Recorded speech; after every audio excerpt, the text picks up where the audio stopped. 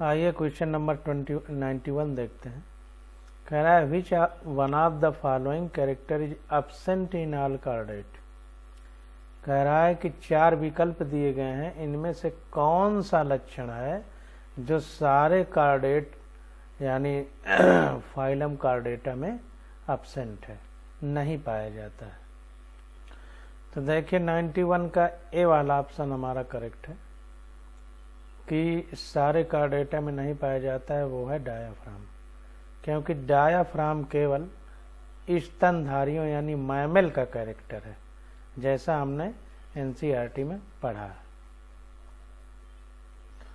ये देखिए एनसीईआरटी में लिखा हुआ है वर्ग स्तनधारी यानी मैमल श्वसन की क्रिया पेशीय डायाफ्राम के द्वारा होती है। तो डायाफ्राम केवल यहीं पाया जाता है मैमेलिया क्लास में, बाकी जगह नहीं पाया जाता है। जबकि कार्डेटा में बहुत सारी चीजें आती हैं। ये देखिए कार्डेटा लिखा हुआ है जिसको हिंदी में रज्जुकी कहते हैं। तो कार्डेटा को यूरोकार्डेटा, ट्यूनिकार्डेटा, सिफेलोकार्डेटा और वर्टिब्रेटा में बांटा गया है। और फिर वर्टिब्रेटा को यहाँ पर देखिए वर्टिब्रेटा जिसमें वर्टिब्री यानी रीढ़ की जो हड्डी है उसमें छोटी छोटी हड्डियां जुड़ करके पूरी रीढ़ की हड्डी बनाती है। तो एक हड्डी को वर्टिब्रा बोलते हैं, हिंदी में कशेरुका। तो जिनमें पाई जाती है उनको वर्टिब्रेटा कहते हैं। इसका डिवीजन किया गया तो एक नायथा, फिर नायथोस्टोमेटा। तो एक नायथोस्टोमेटा मतलब जबड़ों का जिनमें अभाव है, तो वर्ग साइक्लोस्टोमेटा आ गया। और नायथोस्टोमेटा जिसमें जबड़े उपस्थित हैं 2 भाग में बांटा गया, पिसीज यानी जिनमें पख उपस्थित होते हैं, गिल पाए जाते हैं। एक तरह से पख को अंग्रेजी में गिल नहीं फिन बोलते हैं, फिन्स। तो पीसेज में फिन पाए जाते हैं। और टेट्रापोडा यानी चतुष्पादा में लिम्ब यानी कि पैर पाए जाते हैं। तो देखिए पीसीज यानी जिसमें मछलियां आती हैं, तो इनके भी वर्ग जो बने तो 2 वर्ग हो गए, कॉन्ड्रिक्थिज और ऑस्ट्रिक्थिज। कॉन्ड्रिक्थिज में उपास्थि वाली मछलियां जिनमें कार्टिलेज का बना कंकाल पाया जाता है, और ऑस्ट्रिक्थिज में बोन का बना कंकाल पाया जाता है। चतुष्पादा में 4 भाग बन गए। एम्फीबिया यानी इसको उभयचर बोलते हैं, यानी ये पानी और जमीन दोनों में पाया जाता है। फिर रेप्टिलिया जिसमें सरीसृप आ गए, एवीज जिसमें पक्षी आ गए, और मैमेलिया जिसमें स्तनधारी। तो स्तनधारी का कैरेक्टर है डायाफ्राम, और इन सब में नहीं पाया जाता है कहीं भी। तो इसलिए आल कार्डेट में डायाफ्राम नहीं पाया जाता है, केवल मैमेलिया में पाया जाता है। जबकि ये पूछ रहा है आल कार्डेट के लिए, सारे कार्डेट में पाया जाता है। तो डायाफ्राम हमारा हो जाएगा जो एब्सेंट होता है सारे कार्डेट्स में। तो 91 का फर्स्ट ऑप्शन हमारा करेक्ट हो जाएगा। अब इसका सॉल्यूशन देख लेते हैं। तो देखिए कह रहा है कि diaphragm is a membrane that separate thoracic cavity from abdominal cavity. तो थोरैकिक कैविटी से यानी वक्ष भाग को, जहां हमारे फेफड़े हैं और पेट वाले भाग, दोनों के बीच में प्लेट जैसे होती है, यानी वक्ष और उदर यानी थोरैक्स और एब्डोमेन को अलग करती है। It is present only in mammal, यह केवल स्तनधारी में पाई जाती है। All other chordates do not have diaphragm as their body cavity is not divided into thorax and abdomen cavity. अन्य जो कार्डेट है उनमें डायाफ्राम नहीं पाया जाता है, यानी कहने का मतलब ये है कि उनकी थोरैकिक और एब्डोमिनल कैविटी यानी वक्ष और उदर भाग डिवाइडेड नहीं होता है। तो 91 का फर्स्ट ऑप्शन करेक्ट हो जाएगा। तो देखिए 92 में कह रहा है what is true for Mammalia, स्तनधारी के लिए क्या सही है। तो वही क्वेश्चन बार बार रिपीट होकर के आ रहे हैं। तो पहला कह रहा है कि प्लेटिपस इज ओविपेरस, यानी जो डकबिल प्लेटिपस होते हैं वो अंडे देते हैं और बच्चे को दूध पिलाते हैं, यानी अंडे देते हैं। तो प्रोटोथीरी में हमने पढ़ा था एकिडना डकबिल प्लेटिपस ये अंडे देते थे। तो 92 का ऑप्शन हमारा करेक्ट हो जाएगा। हालांकि सी में देखें तो लिखा हुआ है एलिफेंट इज ओवोविविपेरस, यानी अंडे भी देता है बच्चे भी देता है। ऐसा नहीं होता है, एलिफेंट तो बच्चे देता है। लेकिन ये हमने पढ़ा है तो मोस्ट करेक्ट है, तो 92 का ये ऑप्शन हमारा करेक्ट हो जाएगा। तो देखिए लिखा हुआ है कि मैमल्स आर विविपेरस, जो स्तनधारी हैं वो बच्चे देते हैं। That is they have birth to young one, यानी वो बच्चे को जन्म देते हैं। प्रोटोथीरिया में एग्जाम्पल है जिसका नाम प्लेटिपस है, आर प्रिमिटिव मैमल, ये बहुत प्राथमिक स्तनधारी हैं। एंड ले एग, और अंडे देते हैं। सो दे आर ओविपेरस, इसलिए ये ओविपेरस है, यानी अंडे देने वाले हैं। क्वेश्चन नंबर 93 देखते हैं। 93 में देखिए कह रहा है एक्वेटिक रेप्टाइल्स आर, यानी समुद्र में पाए जाने वाले जो रेप्टाइल होते हैं उनका चारित्रिक लक्षण क्या होता है। एनसीईआरटी में कोई चर्चा नहीं है इस क्वेश्चन की, इसलिए इसको छोड़ देते हैं। कह रहा है कि अगर वातावरण में टेम्परेचर चेंज होता है, temperature change in the environment, कह रहा है affect most of the animal which are, तो ज्यादातर जीव प्रभावित होते हैं कौन से, तो पोइकिलोथर्मी इसका आंसर होगा, क्योंकि पोइकिलोथर्मी का मतलब असमतापी है। इनका तापमान शरीर का बदलता है, तो टेम्परेचर के हिसाब से शरीर का तापमान बदलेगा, तो जब भी टेम्परेचर चेंज होगा तो ये प्रभावित होंगे। तो 94 का ये ऑप्शन हमारा करेक्ट हो जाएगा।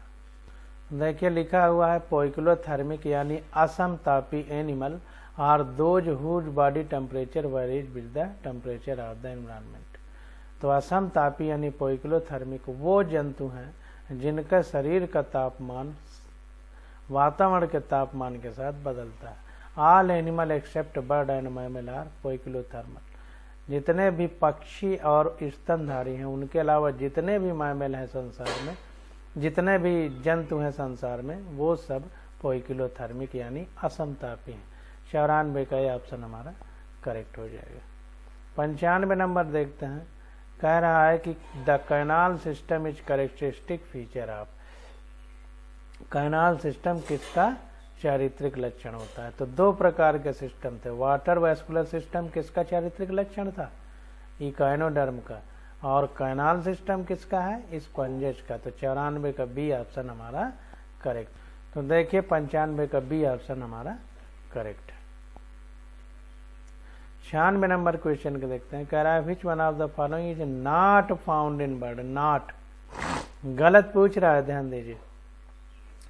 तो देखिए हाइंड का मतलब बिहाइंड होता है, फोर का मतलब बिफोर होता है, बिफोर का मतलब पहले, बिहाइंड का मतलब बाद में।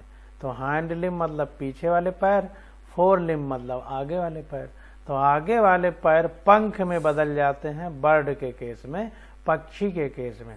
तो 96 का डी ऑप्शन हमारा करेक्ट हो जाएगा। तो 96 का देखिए डी ऑप्शन हमारा करेक्ट है। Four limb are absent in birds, जो फोर लिम्ब यानी आगे वाले पैर हैं वो बर्ड में नहीं पाए जाते, as they are modified into wing for flight. आगे वाले पैर पक्षी में क्या होता है कि पंख में बदल जाते हैं उड़ान भरने के लिए। They are attached high on the back to the interior thoracic region. आगे का सब कुछ बेकार है, पढ़ने की जरूरत नहीं है। तो 96 का डी ऑप्शन करेक्ट हो जाएगा। 97 नंबर क्वेश्चन देखते हैं। The long bones are hollow and connected by air passage, they are the characteristic of Aves यानी पक्षी। कह रहा है जो लंबी बोन है वो खोखली हो जाती है, उनमें हवा भरी रहती है। तो पक्षियों के शरीर को हल्का करने के लिए, ताकि वो आसानी से उड़ सकें, प्रकृति ने ऐसा काम किया है। तो 97 का सी ऑप्शन हमारा करेक्ट हो जाएगा। तो देखिए कह रहा है Aves are the mammal animals that fly so their body weight should be less. जो पक्षी हैं ऐसे जंतु हैं जो उड़ लेते हैं, इसलिए इनके शरीर का वजन कम होना चाहिए। And for this their bone are hollow and connected by air passage. ऐसा करने के लिए इनके जो हड्डियां हैं वो खोखली हो जाती हैं और खोखली होकर के उनमें हवा भर जाती है। 98 नंबर क्वेश्चन देखते हैं। कह रहा है solenocytes are the main excretory organ in. तो देखिए सोलिनोसाइट्स का ही दूसरा नाम फ्लेम सेल है। सोलिनोसाइट्स को ही फ्लेम सेल बोलते हैं और ये प्लेटिहेलमिन्थेज का सबसे मुख्य एक्सक्रीटरी यानी उत्सर्जी अंग होता है। तो 98 का बी ऑप्शन हमारा करेक्ट हो जाएगा। देखिए लिखा हुआ है solenocyte are also called flame cell. Solenocyte को फ्लेम सेल भी कहते हैं। It is a excretory organ of platyhelminthes. यह प्लेटिहेलमिन्थेज का एक्सक्रीटरी ऑर्गन है। बीच में जो लिखा है सब बेकार है। तो 98 का बी हो जाएगा। देखिए फ्लेम सेल यानी ज्वाला कोशिकाएं जिनको कहते हैं। ज्वाला फ्लेम मतलब ज्वाला होती है तो ज्वाला कोशिकाएं पराशरण नियंत्रण तथा उत्सर्जन में सहायता करती हैं प्लेटिहेलमिन्थेज यानी चेप्टे क्रम में। इसी ज्वाला कोशिका को अंग्रेजी में फ्लेम सेल बोलते हैं। तो 99 क्वेश्चन देखे, कह रहा है most appropriate term to describe the life cycle of Obelia. तो ओविलिया सीलेंट्रेटा संघ का मेंबर है और इसमें हमने आपको बताया था कि इसमें रीजनरेशन की पावर बहुत ज़्यादा पाई जाती है। यानी अगर इसके 100 टुकड़े काट दिए जाएं तो प्रत्येक टुकड़ा नई ओविलिया बना लेगा। इसको बोलते हैं मेटाजेनेसिस। तो 99 का सी ऑप्शन करेक्ट है। रीजनरेशन पावर को मेटाजेनेसिस, मेटा मतलब हम लोग मिटा रहे हैं इसको, और जेनेसिस का मतलब इसका फिर से जनरेशन बन जा रहा है। तो मिटाने पे अगर ये अपने आप को बना ले तो इसी को मेटाजेनेसिस कहते हैं। तो इसको पढ़ने से पहले हम लोग दो बातें समझ लें। दो वर्ड बार बार आ रहे हैं, मेटामॉर्फोसिस और मेटाजेनेसिस। दो चीजें आ रही हैं। तो मेटामॉर्फोसिस, मॉर्फोसिस का मतलब मॉर्फोलॉजी यानी शरीर की संरचना। तो शरीर की संरचना में अगर परिवर्तन होता है तो उसको मेटामॉर्फोसिस कहते हैं। यानी कहने का मतलब ये है कि किसी जंतु के जीवन चक्र में अगर लार्वा अवस्था आती है और वयस्क अवस्था, तो इसको इनडायरेक्ट डेवलपमेंट कहते हैं। यानी उसका शरीर लार्वा जब रहता है तो दूसरी तरह रहता है और वयस्क जब रहता है तो दूसरी तरह रहता है। तो लार्वा से जब वयस्क बन जाता है तो उसके शरीर की संरचना में परिवर्तन आता है। तो इसे मेटामॉर्फोसिस बोलते हैं। यानी लार्वा का जो शरीर था उसको मिटा दिया गया और मॉर्फोलॉजी में चेंज कर दिया गया। तो मेटामॉर्फोसिस का मतलब लार्वा से एडल्ट बन जाना। और मेटाजेनेसिस, जेनेसिस वर्ड का मतलब जनरेशन। तो एक जनरेशन मिटेगी तो दूसरी जनरेशन आएगी। जैसे यानी हेप्लॉयड अवस्था मिटेगी तो डिप्लॉयड अवस्था आएगी। जैसे क्रोमोसोम मान लीजिए 46 है तो इसको अगर आधा कर दें तो 46 को अगर हम दोगुना मान लें, 2n माने, तो आधा इसका 23 हो जाएगा। तो 23 हमारा हेप्लॉयड हो गया और 46 हमारा डिप्लॉयड हो गया। हेप्लॉयड को हिंदी में अगुणित कहते हैं, डिप्लॉयड को हिंदी में द्विगुणित कहते हैं। तो अगर अगुणित अवस्था से द्विगुणित अवस्था आती है तो इसे अल्टरनेशन ऑफ जनरेशन कहते हैं। यानी n और 2n चेंज हो रही हैं। n आई फिर 2n आई फिर n आई फिर 2n आई फिर n आई फिर 2n। इस तरह पीढ़ी एकांतरण होता है जिसको इंग्लिश में अल्टरनेशन ऑफ जनरेशन कहते हैं। तो इसी को एक पीढ़ी मिट जाए दूसरी पीढ़ी शुरुआत हो तो इसे मेटाजेनेसिस कहते हैं। तो यही मेटाजेनेसिस ओविलिया में पाया जाता है। तो Obelia belongs to phylum coelenterata. Life cycle में 2 क्लियर फेज पाई जाती हैं। एक पॉलीप्लॉयड फेज जिसको हाइड्रॉयड कॉलोनी होती है और दूसरा पेलाजिक यानी मेड्यूसॉयड फेज। तो कुल मिला के पॉलिप फेज और मेड्यूसा फेज, ये सीलेंट्रेटा में हमने आपको बताया था कि दोनों अवस्थाओं अदल बदल के जीवन में आती हैं। तो जो हमारी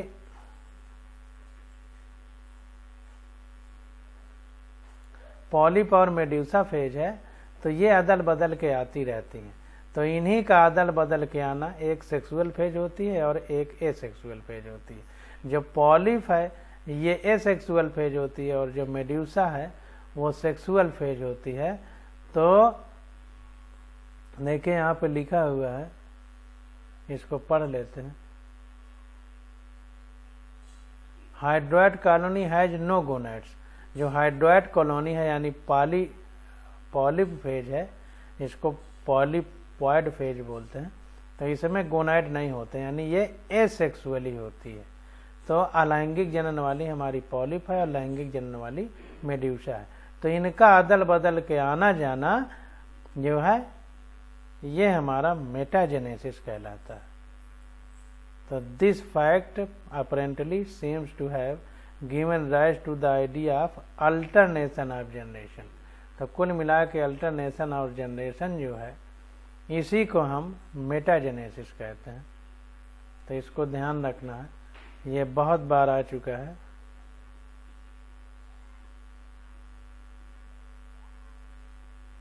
तो अल्टरनेशन ऑफ जनरेशन को मेटाजेनेशन कहते हैं, मेटाजेनेसिस कहते हैं। और प्लानेरिया को 100 भाग में तोड़ दिया जाए तो 100 प्लानेरिया अपना नए प्लानेरिया बन जाएंगे। इसी को रीजनरेशन कहते हैं। ध्यान दीजिए, इसको रीजनरेशन कहेंगे। तो इन बातों को समझना।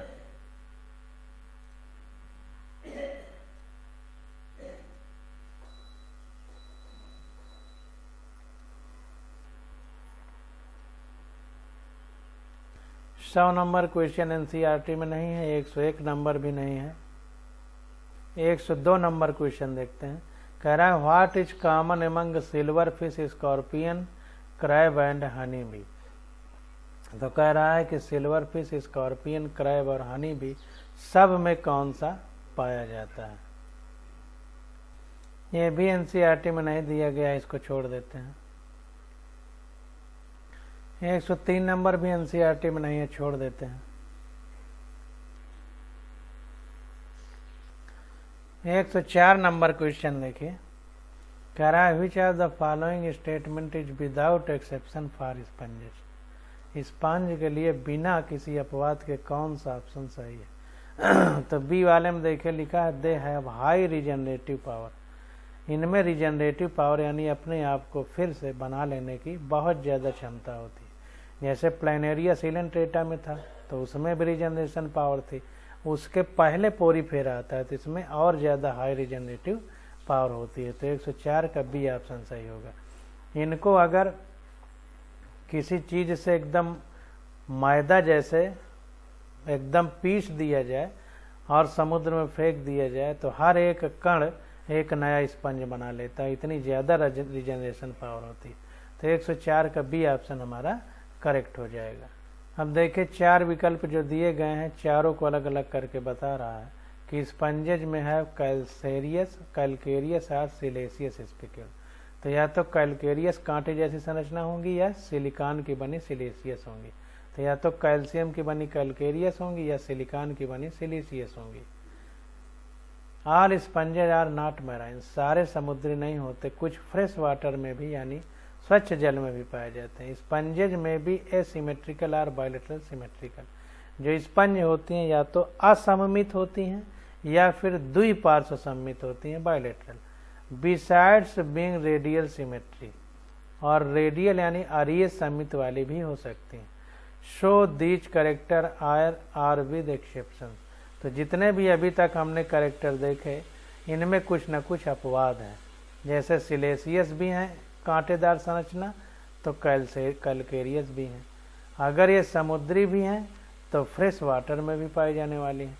अगर सिमेट्री इनकी बायलैटरल है तो एसिमेट्रिकल भी हैं, रेडियल भी हैं। हमसे बिना अपवाद के पूछा है कि कौन सा लक्षण फिट बैठेगा। तो the character without exception is the regenerative power of sponges. बिना किसी अपवाद के हम ये कह सकते हैं कि जो स्पंजेज हैं उनमें रीजनरेटिव पावर यानी अपने आप को फिर से बनाने की क्षमता बहुत ज़्यादा है। All sponges have a good power of regeneration. जितने भी स्पंज हैं उनमें बहुत ज़्यादा रिजनरेशन पावर होती है। They can regrow any part of the body last और कट ऑफ। ये अपने शरीर के किसी भी भाग में वृद्धि कर लेते हैं या उसको पुनः ग्रो कर लेते हैं, शरीर के किसी भी भाग को अगर काट दिया जाए। Small fragments can grow into A complete sponge. एक छोटा सा टुकड़ा भी पूर्ण स्पंज यानी कंप्लीट स्पंज बना लेता है। तो 104 का बी ऑप्शन हमारा करेक्ट हो जाएगा। अब देखिए कह रहा है 105 में कि न्यूमैटिक बोन यानी हवादार जो है हड्डियां किस में पाई जाती हैं? जाहिर सी बात है कि पक्षी की हड्डियां, पक्षी यानी एवीज की हड्डियां हमारी खोखली होती हैं, उनमें हवा भरा रहता है, तो हवा भरे होने को ही न्यूमेटिक शब्द यूज करते हैं। तो पिजन हमारा पक्षी है, तो 105 का सी ऑप्शन हमारा करेक्ट हो जाएगा। Pneumatic bone is present in pigeon, कबूतर में हवादार हड्डियां पाई जाएंगी to keep it light weight, इसको हल्का रखने के लिए ताकि आसानी से उड़ सके। न्यूमेटिक बोन है जो हालो कैविटी, जो हवादार हड्डियां होती हैं उनमें खोखली गुहा होती है यानी खाली स्थान होता है भीतर, विच मेक्स इट लाइट, जो कि इसको हल्का बनाता है। 106 नंबर क्वेश्चन देखते हैं। अब देखिए ये कह रहा है कि the nephridia in earthworm are analogous to, तो कह रहा है कि जो अर्थवर्म यानी केचुआ में नेफ्रीडिया है, नेफ्रीडिया उत्सर्जी अंग है, तो कह रहा है कि 4 विकल्प दिए गए हैं, तो किसके एनालॉगस है, यानी उसी की तरह काम करता है। एनालॉगस का मतलब उसी तरह काम करने वाला, और होमोलॉगस का मतलब दोनों का जन्म एक जैसा हो। दोनों बात समझिए, एक शब्द होता है एनालॉगस, एक शब्द होता है होमोलॉगस। एनालॉगस को हिंदी में समवर्ती बोलते हैं, मतलब इसी की तरह काम करने वाला, और होमोलॉगस का मतलब दोनों का उत्पत्ति एक जैसी है। तो बहुत इंपॉर्टेंट है। तो 106 का बी हो जाएगा, flame cell of nephridia planaria. Planaria जो सिलेंट्रेटा में आता है, इसकी जो ज्वाला कोशिकाएं हैं यानी फ्लेम सेल हैं, वो भी उत्सर्जन का काम करती हैं, और जो अर्थवर्म है यानी केचुआ है, उसकी नेफ्रीडिया भी उत्सर्जन का काम करती है। इसलिए 106 का बी ऑप्शन हमारा करेक्ट हो जाएगा।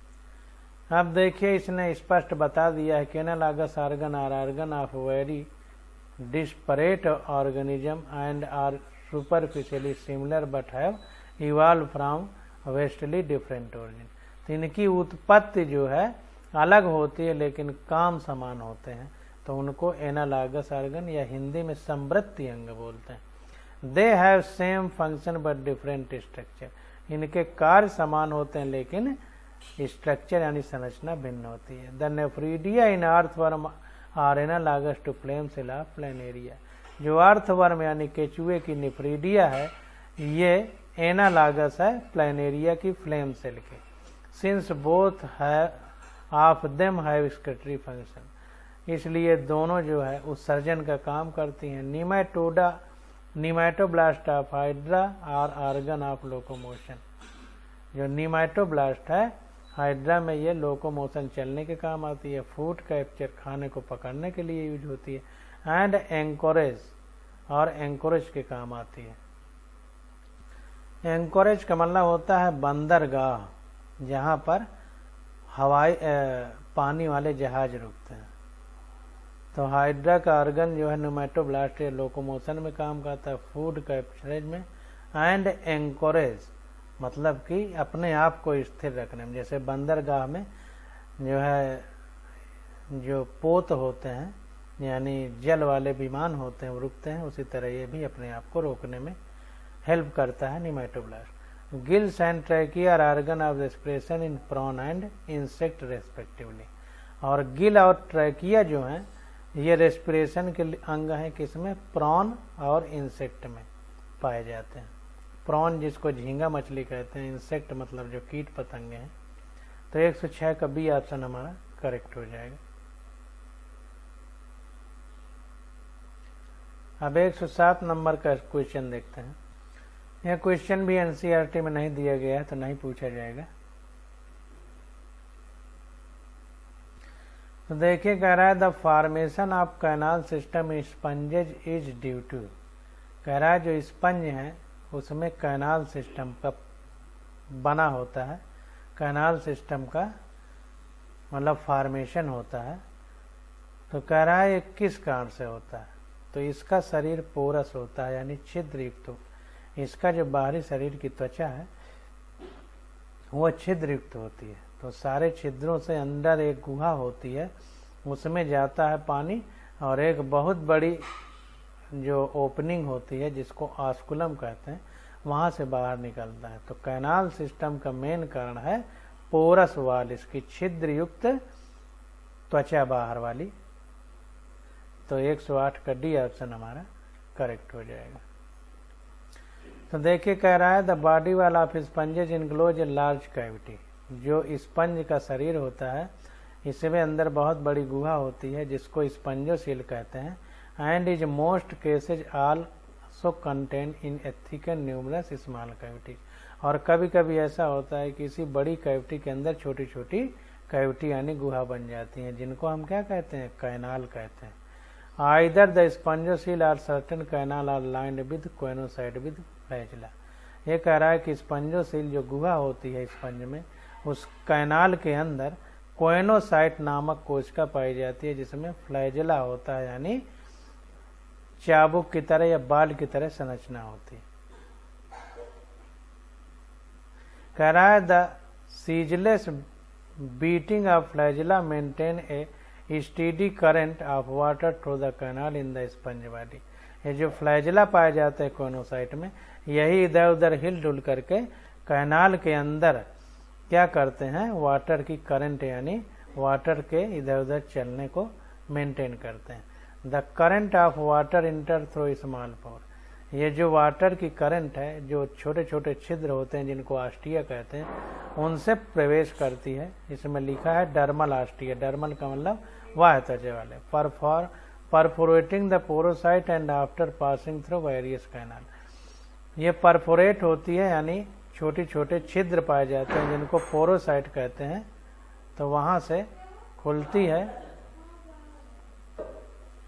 तो ये जो है त्वचा में छिद्र होते हैं और स्पंजोसील में जो है खुलते हैं। Finally leave through a large aperture. और अंत में बाहर एक बड़े छेद से खुलते हैं जिसको आस्कुलम कहते हैं। ये हम लोग एनसीईआरटी में पढ़ चुके हैं। आर अपर्चर आर आस्कुला, इसको या तो अपर्चर भी कहते हैं आस्कुलम को, इसको आस्कुला भी ज्यादा होंगे बड़े फॉर्म में आस्कुला भी कहते हैं। All the cavities in a sponge's body are intercommunicating and are collectively referred to the canal system। इस पूरे सिस्टम को हम लोग कैनाल सिस्टम कहते हैं। तो 108 का डी विकल्प सही हो जाएगा।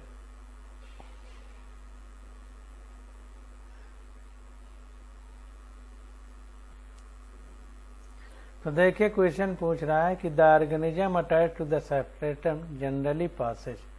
जो अंग किसी सबस्ट्रेटम यानी आधार पर चिपके रहते हैं तो उनमें सामान्यतः कौन से सिमेट्री पाई जाती है। तो हमारे स्पंज जो हैं वो ज़्यादातर किसी सबस्ट्रेटम से चिपके रहते हैं, और जैसे सिलेंट्रेट हैं जिनमें हाइड्रा आता है वो भी कहीं से चिपके रहते हैं या इधर उधर चलते रहते हैं। तो कुल मिलाकर कहने का मतलब यह है कि जो चिपके रहते हैं उनमें ज़्यादातर रेडियल सिमेट्री पाई जाती है यानी अरी सममित पाई जाती है। इसको देख लेते हैं। कह रहा है the organism attach to the substratum possess radial symmetry. जो किसी आधार से चिपके रहते हैं उन जंतुओं में ज्यादातर अरीय सममित पाई जाती है। इन ऑल वर्टिकल प्लेन्स, सारे वर्टिकल प्लेन। वर्टिकल का मतलब खड़ा खड़ा प्लेन और हॉरिजॉन्टल का मतलब पड़ा plane. All the animal belonging to Cnidaria. Cnidaria संघ में पाए जाने वाले एनिमल जैसे jellyfish and Echinodermata example starfish are radially symmetrical. ये सब अरीय सममित वाले होते हैं। And typically sessile in their adult form. और ये ज्यादातर अपने एडल्ट फॉर्म में ये radial are radially symmetrical and typically sessile in their adult form. और अपने जो है वयस्क अवस्था में ज्यादातर सेसाइल यानी एक ही स्थान पर रहते हैं। In radial symmetry, the part in all organ or organism when cut through the center in any direction produce two half that are mirror image of each other। Radial symmetry यानी अरीय सममित की बात कह रहा है कि अगर खड़ा खड़ा हम इसको काट दें, एक ही कोई एक अक्ष मान करके अगर इसको काटें तो दो ऐसे बराबर भागों में इतने समान भागों में कटेगा कि उनकी मिरर इमेज बनाई जा सकती है। जैसे हम शीशा के सामने खड़े हो जाएं तो हमारा ही प्रतिबिंब दिखाई देगा, यानी दोनों एक जैसे होंगे। तो अगर काटने पे दोनों एक जैसे हो जाएं तो उसी को रेडियल सिमेट्री बोलेंगे। और द्विपार्श्व सममित क्या होती है, एक अक्ष में एक ही साइड ऐसी हो जहां से काटने पे दो बराबर भाग बने तो द्विपार्श्व सममित होगी, और एक ही अक्ष में किसी भी तरह घुमा करके काटने पे अगर दो बराबर भाग बन जाए तो अरीय सममित यानी रेडियल सिमेट्री होगी। इसको समझने का प्रयास करिए। तो 109 का सी ऑप्शन हमारा करेक्ट हो जाएगा। जो अंग एक जगह चिपके रहते हैं किसी सबस्ट्रेटम से, जो जंतु, उनमें ज्यादातर रेडियल सिमेट्री पाई जाती है। 110 नंबर क्वेश्चन देखते हैं। कह रहा है common characteristic of all vertebrates without exception. सारे जो कशेरुकी हैं वर्टिब्रेट, जिनकी रीढ़ की हड्डी में छोटी छोटी हड्डियां पाई जाती हैं, जिनको हम कशेरुका या वर्टिब्री बोलते हैं, तो कह रहा है बिना किसी अपवाद के उनके लिए कौन सी चीज सही है। तो 110 का डी ऑप्शन हमारा करेक्ट हो जाएगा। The presence of well developed skull. इनकी जो खोपड़ी होती है वो बहुत ज्यादा विकसित होती है। तो इसको देखिए वर्टिब्रेटा को, तो Vertebrata the subphylum Vertebrata are Craniata, Craniata भी इसका नाम है। क्रेनियल नर्व एक शब्द होता है यानी तंत्रिका तंत्र, तो ब्रेन से ही हम लोग सोचें समझने की क्षमता उत्पन्न होती है, तो इनका ब्रेन यानी स्कल ज्यादा डेवलप होता है। तो द सब फाइलम वर्टिब्रेटा और craniata have a well developed central nervous system. केंद्रीय तंत्रिका तंत्र इनका बहुत ज्यादा विकसित होता है। Is differentiate into brain and spinal cord, जिसको हम ब्रेन और स्पाइनल कार्ड, रीढ़ की हड्डी पूरी स्पाइनल कार्ड हो जाएगी और ब्रेन हमारे सर के अंदर जो ब्रेन है वो हो जाएगा।